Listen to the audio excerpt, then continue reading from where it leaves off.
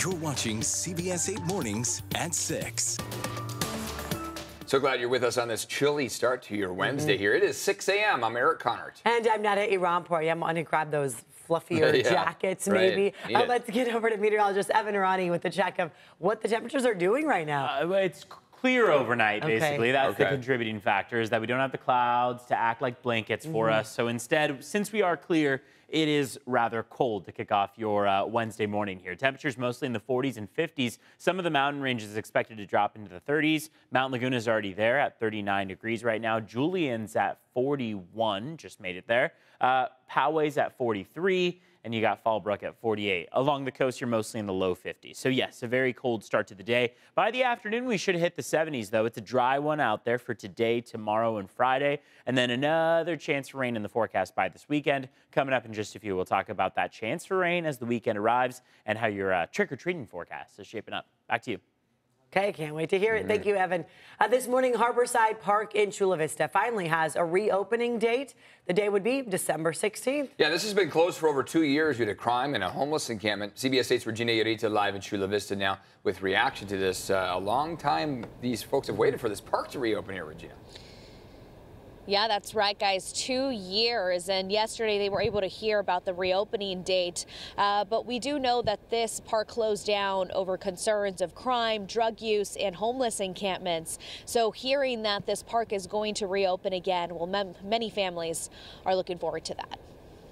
We had an issue with homeless encampments growing at a tremendous rate. We also had overdoses. We had a stabbing. We had a sexual assault. So just many issues that happened that eventually led to the closure of the park.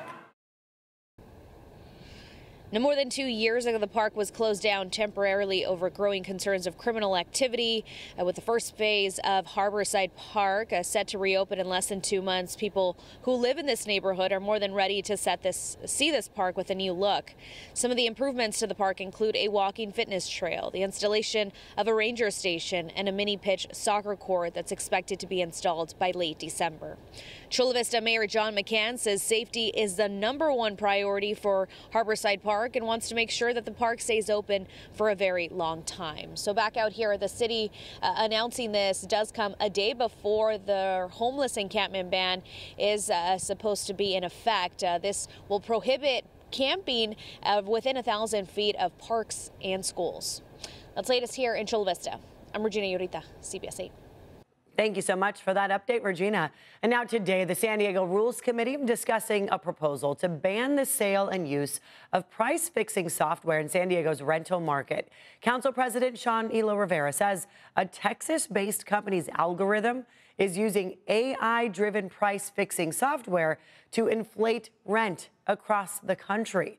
The Department of Justice and several state attorney generals, including Rob Bonta here, are suing the company. But Elo Rivera says San Diego renters cannot wait. This will be heard at the committee meeting at 9 this morning, and supporters will rally before that. If approved, it would eventually go to the full city council.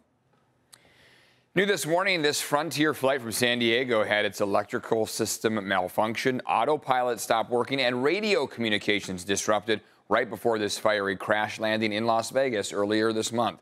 That's according to a report from the National Transportation Safety Board. Fortunately, nobody was hurt. The NTSB is studying the flight data recorder, which also stopped working. And this morning, a man is dead after police say he became trapped inside of a van that caught fire. It happened yesterday morning outside of a home on Valdemoso Lane in Tierra Santa. Crews still don't know how the fire started, but police say the man traveled the country in the van and had cooking equipment inside of it. New details about a deadly stabbing in a mobile home park in El Cajon. This happened yesterday morning on Shady Lane. A neighbor says a man armed with a tire iron confronted another man at his home and then hit him in the head. The man who was hit then came back with a knife. The guy tried to bust in his door, hit him with a crowbar, busted out the back of his window, and then he said he stabbed him. The man who was stabbed got into a car to leave but crashed into another mobile home and he died at the scene. The man who was hit with the tire iron was detained by police for questioning. It's not clear if he will face any charges. And now, new this morning, more is being done to try and solve a cross-border pollution crisis. Today, San Diego-based ocean conservation group Wild Coast will install its second trash boom. This is in Matadero Canyon in Tijuana. The boom will capture a lot of plastic and trash before any of that can head into the ocean.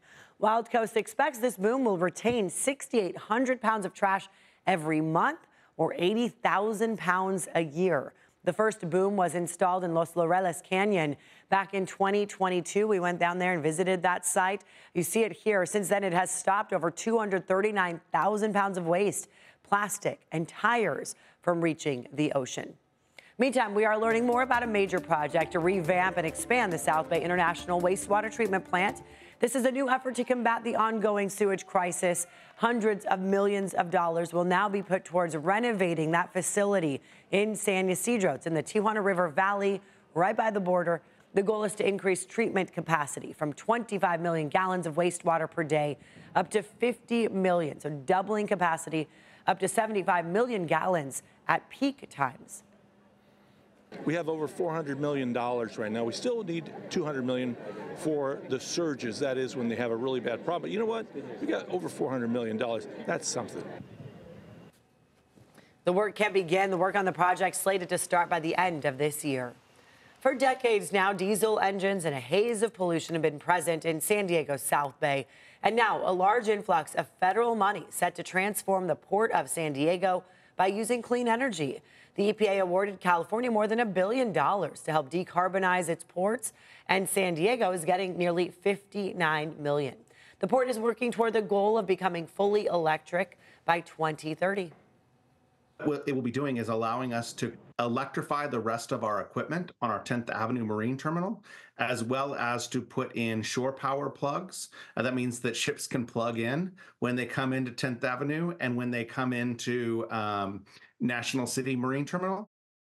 Oh, like its own charging station for those ships. All right. The goal, again, will be to start these projects by the early 2025, so early next year.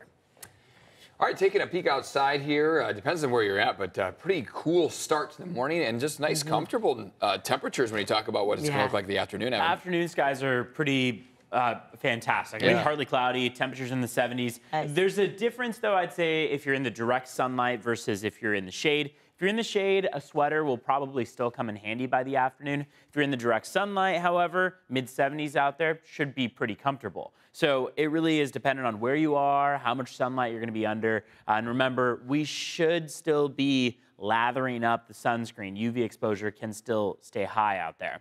75 this afternoon across our inland valleys, low 70s and upper 60s at the coast, mid and upper 60s across the mountains. When we look at satellite radar imagery, we had a few clouds earlier this morning. They are gone, and that is the leading contributor to these cold overnight low temperatures. While our temperatures overnight are mostly in the 40s and 50s, there are other parts of the state of California under a frost advisory. So there's a chance that as we start to see these temperatures slide closer to November, December, that we see a frost advisory issued. However, right now, our beach hazard statement is gone. Our wind advisory is gone. We have no watches, warnings, or advisories in play. But you can see why other parts of the country, or in other parts of really the state of California, are seeing quite a difference. I mean, up the coast, temperatures are mostly in the 40s at the coast, 47 in Monterey, 43 in San Luis Obispo, whereas we are at 55 degrees right now, 62 in Palm Springs, 56 in Phoenix. Flagstaff, Arizona is at 27 right now. On the 10-day temperature trend, you can see how the next 3 days are these mild temperatures mostly. We're going to slide as that next chance for rain comes Saturday and Sunday. That next trough of low pressure sinks in. Majority of that rain is going to come from Saturday into Sunday, with both of those days being on the cooler side of average. And then those temperatures start to regain some normalcy as we get through next week. Let's look at your roads, see how they're shaping up as we start off your Wednesday morning. Want to take you to just one incident that could be causing some minor backups. Doesn't look like there's too much going on there. Green in both directions toward Lemon Grove, but you got an exit ramp blocked there on the 94 westbound to College Grove Way, and that's because of a stalled vehicle. Let's take a look at your border wait times as we head out for the morning commute. San Ysidro Port of Entry going to take you about an hour 20. Otay Mesa Port of Entry should be just about an hour. Back to you two.